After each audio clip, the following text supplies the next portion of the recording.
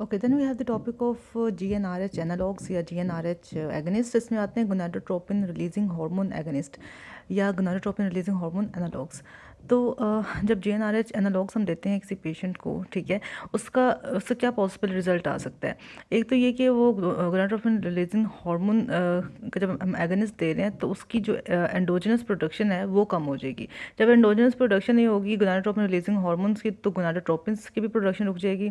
That is FSH और LH की production रुक जाएगी। ठीक है, अब जब FSH और LH की प्रोडक्शन नहीं होगी तो एस्ट्रोजन और प्रोजेस्टेरोन की प्रोडक्शन नहीं होगी, क्योंकि वो भी उसके अंडर इन्फ्लुएंस ही हो रहे थे। ठीक है, तो यही रोल होता है, यही मैकेनिज्म ऑफ एक्शन होता है गोनाडोट्रोपिन रिलीजिंग हार्मोन एगनिस्ट का। इसके जो एग्जांपल्स इसमें वी हैव ल्यूप्रोलाइड, नेफिरेलिन, बुसेरेलिन और डायनाजोल। ये कंपाउंड्स होते हैं जो कि GnRH एगनिस्ट हैं या GnRH एनालॉग्स हैं। तो लिखा भी हुआ है कि ये सप्रेस करते हैं गोनाडोट्रोपिन सिक्रीशन को और इनहिबिट करते हैं ovarian production of oestrogen and progesterone को। सिंपली ये हार्मोनल प्रोडक्शन को रोक रहे हैं। सही है, अब इनके यूजेस कहाँ हो रहे हैं। एक तो ये यूज़ होते हैं in combination with other agents in controlled ovarian hyper stimulation. ठीक है, तो वैसे तो ये ओवेरियन हार्मोन्स की प्रोडक्शन को कम करते हैं, लेकिन जब हम इनको देते हैं विद अदर एजेंट्स तो ये असिस्टेड रिप्रोडक्टिव टेक्नोलॉजी में यूज़ होते हैं GnRH analogs along with other agents for controlled ovarian hyper stimulation. ठीक है,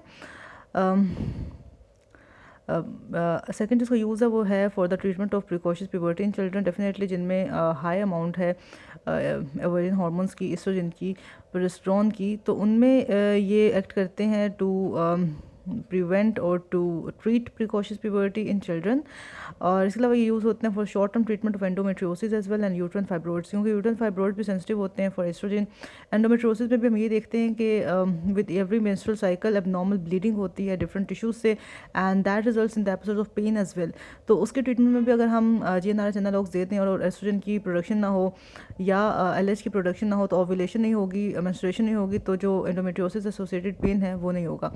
तो हम इसको लेके हम short term treatment of endometriosis और फाइब्रोइड्स के लिए देते हैं, क्योंकि अगर इनको हम for duration of more than 6 months देंगे तो उसका एडवर्स इफेक्ट ये होगा, क्योंकि ये एस्ट्रोजन की प्रोडक्शन रोकते हैं बाय द ओवरीज।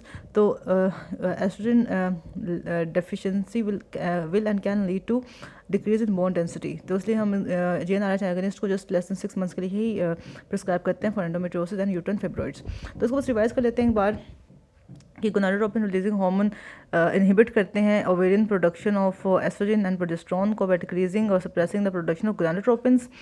और यूज़ होते हैं ये इसके 3 इंपॉर्टेंट यूजेस हैं कि यूज़ होते हैं combination with other agents in controlled ovarian hyper stimulation. इसके अलावा ये ट्रीटमेंट ऑफ प्रिकॉशस प्यूबर्टी के लिए यूज़ होते हैं in children. Short term treatment of endometriosis and uterine fibroids के लिए भी यूज़ होते हैं for less than 6 months. Adverse effect ये होते हैं कि अगर इनको लॉन्ग टर्म यूज़ के लिए देंगे endometriosis and uterine fibroids, they can lead to decrease bone density. और इनकी एग्जांपल्स में भी है ल्यूप्रोलाइड, बुसेरेलिन, नेफिरेलिन एंड डायनाजोल।